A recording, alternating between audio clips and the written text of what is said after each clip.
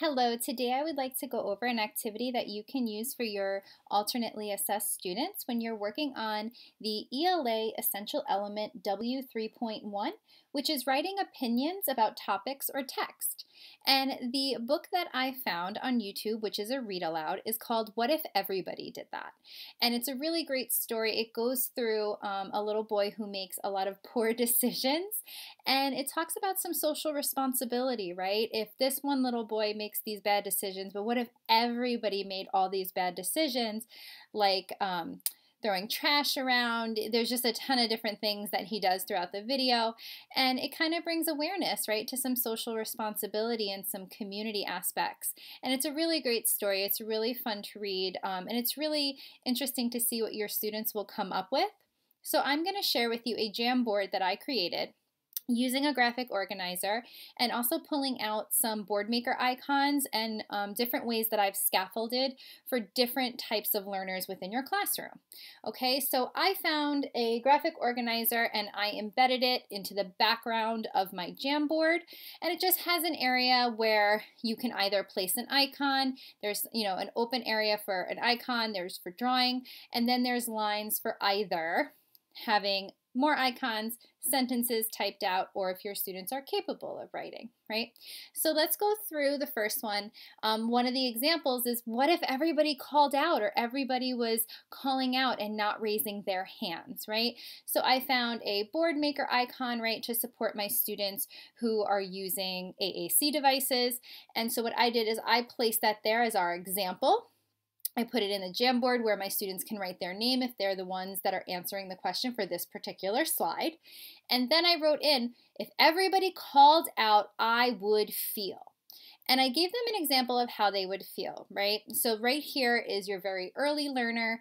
If you need them just to attend to what you're working on, if you want them to be able to circle, they can do that. If you wanted them to draw a line to it, underline it, circle it, and if they're ready, maybe they can even copy the word, right? Frustrated is a little bit challenging, but maybe they're ready for it and they can actually either type it out or write it out, right? So just an example of how you would start with your earliest learners. You'd have one icon up here and one icon down here for how you would feel if everybody was doing that. So let's move on, and I'm going to show you how I increase some rigor, and then I start to fade some of our supports for our learners who are ready for some more. So next, over here, what we did was we still had our board maker icon for calling out, right? I still placed that in the box. But then next, what I did was I provided two options for our students to choose from. So instead of just frustrated, they might also feel like they're being interrupted, right? So again, I said if everybody called out, I would feel. Now, once again, you can have your students write their name if they're the one participating during this particular slide. And then you can either have them draw a line with our marker tool. You can have them drag and drop if that's what they want to do, right? You can have them drag it over. I would feel like they were interrupting me, right? You can have your students circle it. You can have your students write it in if they're ready, right? So all different ways that you can support your students still with board maker symbols in your lesson, and still provide some engagement and be able to get some feedback as to whether or not your students are able to grasp that objective. So let's move along. This would be now an increase in rigor from the one icon to two icons. And so next, maybe for our students who are more ready, we're going to increase the field to 3. Right? So maybe we have an icon that's not appropriate, a distractor. They could feel interrupted. They could feel frustrated. They're probably not going to think it's funny, right? So just some options. You can increase it with a distractor, increase your field from a 2 to a 3 with a distractor, but still providing them some options for how they feel because you want their opinion, right? So giving them some appropriate choices to choose from and then one that may not fit. So let's move along and see how we would, again, increase rigor and move through to fade some more supports. So next, instead of having that icon up here, I have what if everybody called out instead of raising their hand. So once again, I went through and I typed out a sentence in Board Maker, right? A little bit more rigor if we have readers in our class.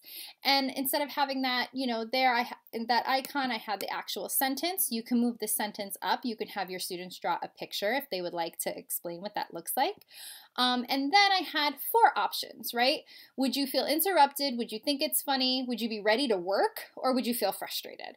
So once again, they can circle it, they can drag it, they can draw a line over there, and then maybe even be able to write in their answers after they have the icon to support them with the text. Or they might be able to type it out, right? So once again, you can have them put their name up there so you know which student is participating, which slide, and you can make sure that their work is represented.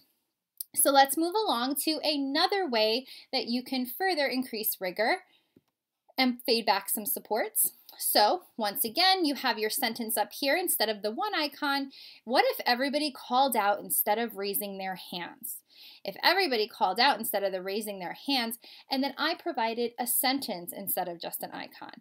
Now, once again, you can have more than 1 sentence, or you can have 1 sentence, and the sentence I put in here to kind of support my students would be, I would feel bad because no one would be listening to me, right? So you can embed that in there, and then you can have your students type out the response, right? This can just be their model, right? You might just want them to have an example that they're going to then type out or write out below it. Absolutely fine, not a problem to do that, but just giving, again, your students some options and showing you how you can increase your rigor throughout the lesson and fade some supports, right?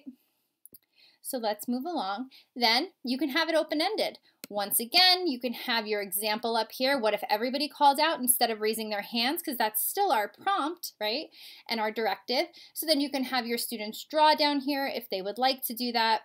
You can leave it completely open-ended, where you can say if everybody called out instead of raising their hands, and then they can write in their answer, type in their answer. Maybe they want to tell their paraprofessional the answer, and the para provides the writing for them. Whatever works for your students, they can, give you that example. Now, you can also at the very end, once again, have no supports whatsoever. You can have them pick one of the things that you heard from the read aloud, right, in our video. Maybe they really thought one of them was particularly funny or really, interesting.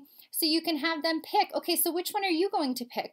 Are you going to pick the one where they were littering and not recycling at all? Are you going to do the one where everyone left their chairs out and they didn't push them in and then the kids were tripping all over the classroom? So which one do you want to choose? They can write it in, they can draw a picture, and then they can say, if everybody did that, it would be really unsafe if everybody left their chair out from their desk. It would be really dirty if everyone didn't throw their trash in the garbage, right? So they can have a bunch of open-ended, really fun questions, but I definitely wanted to show you the various ways that you can support your students to still get their opinion, provide some visual prompts for them so you can help them learn how to write that out. They can use your examples, they can build on that, and then, you do one example modeled like this, and then you might be able to use one of those more open-ended ones, right, where they can then draw in a picture based on something you talked about in class.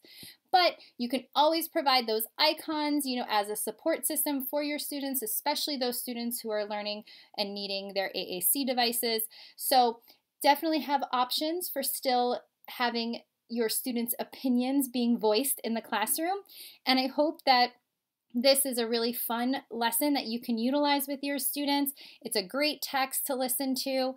It talks about a lot of great things and really brings some social awareness, right, to our kids, especially during this time when we're really focusing on social emotional learning as well. So I hope you like this, and I hope you can use it and have fun with your students in class.